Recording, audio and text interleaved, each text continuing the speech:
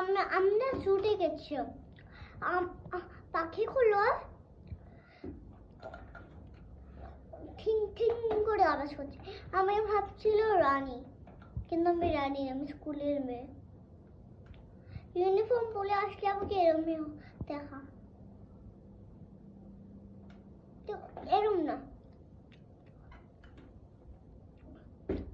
আমার ঘরে তো না পাখি থাকে, তাই আমরা আমাকে চলে যাবে, সেই জন্য ওদের টাকা শুনি না।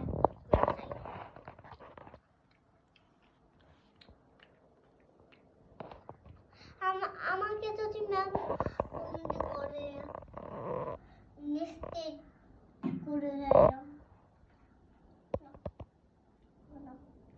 একটা ফ্রেন্ড অনেক দুষ্টু, আমাদেরকে অনেক ডিস্টার্ব করে, আর সবাই